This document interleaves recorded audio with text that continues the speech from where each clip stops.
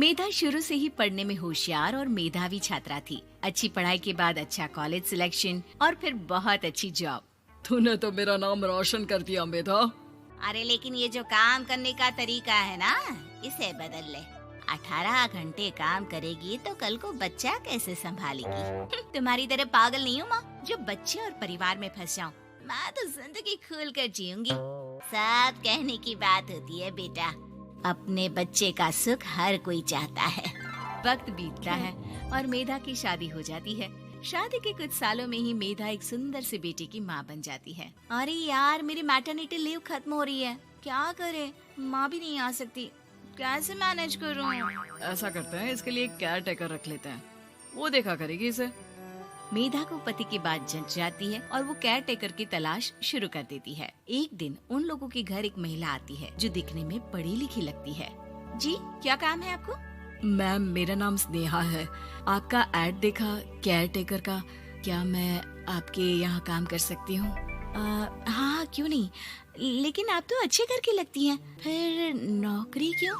दरअसल मेरे ससुराल वालों ने मुझे घर से निकाल दिया क्योंकि मैं माँ नहीं बन सकती और माता पिता भी नहीं है इस दुनिया में। तो अरे कोई बात नहीं, तुम लक्ष्य को ही अपना बच्चा समझो और यहीं रहना, और किसी भी चीज की जरूरत हो ना तो बता देना। नेहा खुशी खुशी लक्ष्य को संभालने लगती है। रात को जब मेधा घर पर आती है, अरे क्या बात है स्नेहा, तुमने खाना नहीं खाया क्या? अरे दीदी, आपका बेटा टाइम दे तब ना। अरे तो जब वो सोता है तब खा लिया करो। तब तो मैं इसके पास ही बैठी रहती हूँ। कोई मच्छर या कीड़ा काट ले लक्ष्य को तो अब आप पकड़ो, मैं खाना खा लेती हूँ।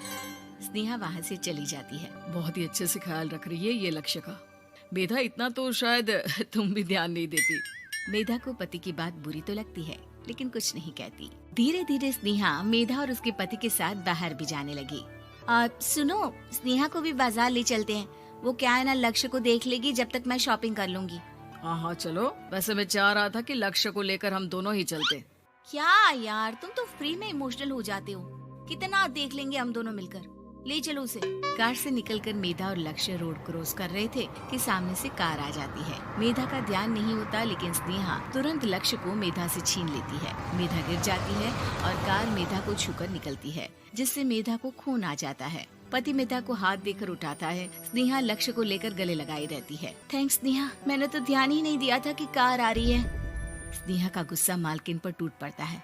अरे कैसी माँ है आप, अगर आज कुछ लक्ष्य को हो जाता तो मैं आपको कभी माफ नहीं करती। छोटा सा बच्चा है, उसे चोट लगती है तो पता है कितनी तकलीफ होती है। पति भी स्नेहा को देखने लगता है कि उसे क्या हो गया।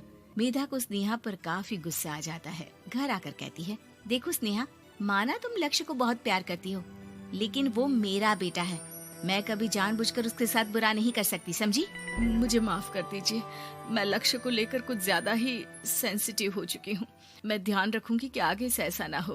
मेधा का मन स्नेहा से अब हटने लगा था। एक शाम मेधा ऑफिस से घर आती है कि लक्ष्य उसे दिखाई नहीं देता और ना ही स्नेहा। वो स्नेहा के कमरे में जाती है जहाँ दोनों सो रहे होते हैं।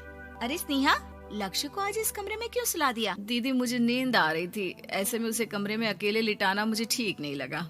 मेधा बच्चा उठाने लगती है कि स्नेहा टोक देती है। रहने दीजिए ना दीदी, सो रहा है, फालतू में नींद खराब हो जाएगी। मेधा को गुस्सा आ जाता है और वो बच्चा उठाकर वहाँ से चली जाती है। अगले दिन मेधा स्नेहा को बुलाती है, साथ में एक और लड़की खड़ी होती है। स्नेहा, अब तुम अपना कुछ और देख लो, हम लोगों को नई केयर टेकर मिल गई है, तुम इस हफ्ते घर छोड़ देना।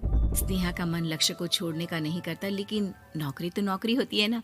स्नेहा घर से चली जाती है। धीरे धीरे महीने और साल बीतते जाते हैं और लक्ष्य एक नौजवान लड़का हो जाता है। लक्ष्य, आज मुझे मंदिर जाना है, ले चलोगे?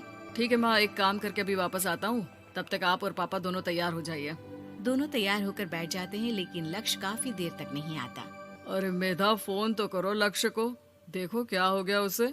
मेधा फोन करती है तो पता चलता है कि लक्ष्य का एक्सीडेंट हो गया है और वो सिटी अस्पताल में है। जल्दी चलिए, पता नहीं कैसा होगा मेरा बेटा। अरे चिंता ना करो, सब ठीक होगा, मैं अभी कार निकालता हूँ। दोनों मियाँ बीवी अस्पताल पहुँचते हैं जहाँ वो लोग देखते हैं कि लक्ष्य बिस्तर पर पड़ा होता है। एक महिला इन्हें यहाँ लेकर आई है, वो वहाँ बैठी है, लेकिन फिलहाल तो आप लोगों को इनके लिए किडनी का प्रबंध करना होगा। एक्सीडेंट में इसकी किडनी डैमेज हो गई है। मेरी ले लीजिए डॉक्टर साहब, मेरे बेटे को बचा लीजिए। नहीं नहीं, आप माँ हैं, आपकी नहीं ले सकते, पिता की भी नहीं। आप किसी रिलेटिव या दोस्त से पता कर लें और हाँ थोड़ा जल्दी करें क्योंकि देर होने से मामला बिगड़ सकता है। मेधा बैठकर रोने लगती है कि वहाँ डॉक्टर आ जाते हैं। जिस औरत ने आपके बेटे को यहाँ भर्ती कराया था वो अपनी किडनी आपके बेटे को देना चाहती है। हाँ? कौन है वो? कहाँ है वो? तभी वहाँ स्नेहा आ जाती है। स्नेहा तुम? मैं लक्ष्य को पहचान नहीं पाई थी, लेकिन आप लोगों को देखकर समझ गई कि ये लक्ष्य है, इसलिए वापस आ गई। मैं अपनी किडनी आपके बेटे को देना चाहती हूँ। मेरी अपनी तो कोई औलाद नहीं, लेकिन लक्ष्य में मैंने हमेशा अपना बच्चा देखा। तुम धन्य हो स्नेहा, जो इतने साल में भी लक्ष्य को भूल नहीं पाई। सही मामले में तो वो तुम्हारा ही बच्चा होगा, क्योंकि जन्म भले ही मैंने दिया हो, लेकिन आज तुम उसकी जिंदगी बचा रही हो।